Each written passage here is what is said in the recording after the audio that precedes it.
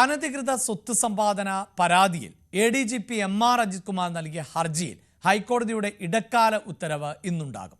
Clean cheat നൽകിയ അന്വേഷണ report തള്ളിയ വിജിലൻസ് കോടതി നടപടി ചോദ്യം ചെയ്തുകൊണ്ടാണ് MR അജിത് കുമാർ ഹൈക്കോടതിയെ സമീപിച്ചത്. കഴിഞ്ഞ ദിവസം ഹർജി പരിഗണിച്ച ഹൈക്കോടതി തുടർ നടപടിക്ക് നിർദ്ദേശം നൽകിയ വിജിലൻസ് കോടതി ഉത്തരവിന്റെ നിയമസാധുതയിൽ സംശയം ഉന്നയിച്ചിരുന്നു. വാർത്തയുടെ വിശദാംശങ്ങളുമായി ഡാനി പോൾ ആണ് ചേരുന്നത്. ഡാനി, അജിത് കുമാറിനെതിരെ നിരവധിയായ ആരോപണങ്ങൾ നിലനിൽക്കുന്നുണ്ട്. അതിൽ ഒരു പരാതിയാണ് ഈ അനധികൃത സ്വത്ത് സമ്പാദനം എന്നുള്ളത്. പക്ഷേ കോടതിയുടെ ഭാഗത്ത് നിന്ന് ചില സംശയങ്ങൾ ഉണ്ടായിരുന്നല്ലോ. പ്രത്യേകിച്ച് ഈ കീഴുദ്യോഗസ്ഥൻ അല്ലെങ്കിൽ ജൂനിയർ ആയിട്ടുള്ള ഉദ്യോഗസ്ഥർ എങ്ങനെയാണ് സീനിയർ ആയിട്ടുള്ള ഉദ്യോഗസ്ഥനെതിരെ അന്വേഷണം നടത്തുക എന്നതുൾപ്പെടെ നിലവിൽ ഏത് തരത്തിലുള്ള വാദപ്രതിവാദങ്ങളാണ് കോടതിയിൽ നടന്നത്? ഇന്ന് തന്നെ ഉത്തരവ് ഇറങ്ങുവാനുള്ള സാധ്യതയാണോ കാണുന്നത്?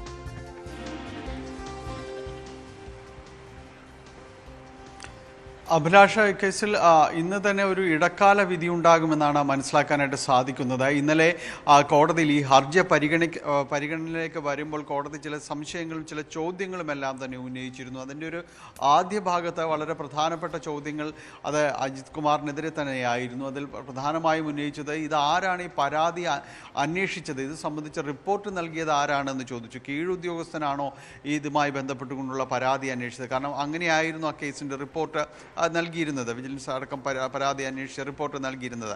അതെങ്ങനെയാണ് ശരിയാകുക എന്ന് കോടതി ചോദിച്ചു. കാരണം അതിൽ കോടതി ഉദാഹരിച്ചത് ഒരു ജില്ലാ ജഡ്ജിക്കെതിരെയുള്ള ഒരു ഹൈക്കോടതി ജഡ്ജിക്കെതിരെയുള്ളൊരു പരാതി ജില്ലാ ജഡ്ജി അന്വേഷിക്കുക, അത് ആ രീതിയിൽ അങ്ങനെ നടത്താൻ കഴിയും. അല്ലെങ്കിൽ ഹൈക്കോടതി ജഡ്ജിക്കെതിരെയുള്ളൊരു പരാതി ഹൈക്കോടതി രജിസ്ട്രാർ അന്വേഷിച്ചാൽ അത് ശരിയാവും. അങ്ങനെ ആ രീതിയിൽ ചില ഉദാഹരണങ്ങൾ കോടതി പരാമർശിക്കുകയുണ്ടായി.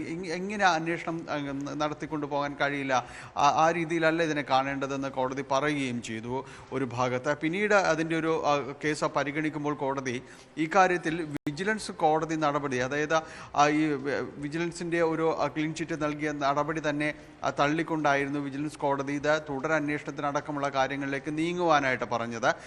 അതാണ് അജിത് കുമാർ ഹൈക്കോടതിയിൽ ചോദ്യം ചെയ്യുകയും ചെയ്തിരിക്കുന്നത്. അപ്പോൾ അങ്ങനെയുള്ള വിജിലൻസ് കോടതിയുടെ നടപടി അതിന് സാധുതയുള്ളതാണോ എന്ന് കോടതി ചോദിച്ചു. കാരണം ഇക്കാര്യത്തിൽ ഒരു സർക്കാർ ഉദ്യോഗസ്ഥനെതിരെ തുടർ നടപടികളടക്കം സ്വീകരിച്ച് മുന്നോട്ട് പോകുന്നതിന് സർക്കാരിൽ നിന്ന് അനുമതി തേടേണ്ടതായിട്ട് വ്യവസ്ഥ ചെയ്യപ്പെടുന്നുണ്ട്. ആ വ്യവസ്ഥകൾ പാലിച്ചിട്ടുണ്ടോ എന്ന് കോടതി ആരായുകയുണ്ടായി. അങ്ങനെയൊന്നും ഉണ്ടായിട്ടില്ല എന്ന് കോടതി നിരീക്ഷിക്കുകയും ചെയ്തു. കാരണം അങ്ങനെയൊരു വ്യവസ്ഥ ഈ സർക്കാർ ഉദ്യോഗസ്ഥർക്ക് അടക്കമുള്ള ഒരു നടപടി സ്വീകരിച്ച് മുന്നോട്ട് പോകുന്നതിൽ അനുമതി തേടേണ്ട ഒരു വ്യവസ്ഥ നേരത്തെയും മുൻകാലങ്ങളിലെല്ലാം തന്നെ അതുണ്ടായിട്ടുണ്ട്. അങ്ങനെയൊന്ന് ഇതിൽ വന്നിട്ടില്ല എന്ന് കോടതി പറയുകയും ചെയ്തു. അപ്പോൾ അത്തരം കാര്യങ്ങൾ കോടതി ഇന്നുകൂടി പരിശോധിക്കുന്നുണ്ട്. അജിത് കുമാർ പറയുന്നത് ഇതൊരു ആക്ഷേപമായി ഉയർന്നു വന്നൊരു കാര്യമാണ്, ഒരു MLA ഉയർത്തിയ ഒരു കാര്യമാണ്. അതിൽ പ്രകാരമാണ് ഈ നടപടി ഉണ്ടായിരിക്കുന്നത്. തനിക്കെതിരെ യാതൊരു രീതിയിലുള്ള ഒരു തെളിവുകളും ശേഖരിക്കാനായിട്ട് സാധിച്ചിട്ടില്ല, യാതൊന്നും കണ്ടെത്താനായിട്ട് സാധിച്ചിട്ടില്ല. താൻ ഇങ്ങനെ ഒരു അനധികൃത സ്വത്ത് സമ്പാദനം അടക്കമുള്ള കാര്യങ്ങൾ നടത്തിയിട്ടില്ല. വെറും ആക്ഷേപങ്ങളും ആരോപണങ്ങളും മാത്രമാണ് തനിക്കെതിരെയുള്ളത്. അതിലാണ് ഈ രീതിയിലുള്ളൊരു കടുത്ത നടപടി നേരിടേണ്ടി വരുന്നൊരവസ്ഥയിലേക്ക് താൻ വരുന്നത്. അത് വിജിലൻസ് കോടതി നടപടി തന്നെ തുടരന്വേഷണം അടക്കമുള്ള കാര്യങ്ങൾ ശുപാർശ ചെയ്തത് തെറ്റാണ്, അനുചിതമാണ് എന്ന് ചൂണ്ടിക്കാണിച്ചുകൊണ്ടാണ് ഹൈക്കോടതിയെ സമീപിക്കുകയും ചെയ്തത്. ഹൈക്കോടതി ഈ രണ്ട് ഭാഗത്തുമുള്ള വാദങ്ങൾ കേട്ടു. ഹൈക്കോടതിയുടേതായ നിരീക്ഷണങ്ങൾ ഇക്കാര്യത്തിൽ കൊണ്ടുവന്നു. ഏറ്റവും ശ്രദ്ധേയമെന്ന് പറയുന്നത് കീഴുദ്യോഗസ്ഥൻ മേലുദ്യോഗസ്ഥനെതിരെ എങ്ങനെയാണ് ഒരു അന്വേഷണം നടത്തുക എന്നതാണ്. അതോടൊപ്പം തന്നെ പ്രാധാന്യമുള്ളതാണ് വിജിലൻസ് കോടതി തുടരന്വേഷണത്തിനടക്കം നിർദ്ദേശം നൽകിയ ഒരു സാഹചര്യം. അത് സർക്കാർ ഉദ്യോഗസ്ഥനെതിരെ നടപടി സ്വീകരിക്കുമ്പോൾ അതിന് അനുമതി തേടിയിരുന്നു, അത് നടപടിക്രമങ്ങളുടെ ഭാഗമാണ്, അതുണ്ടായിട്ടില്ല എന്നുള്ള കോടതി നിരീക്ഷണവും.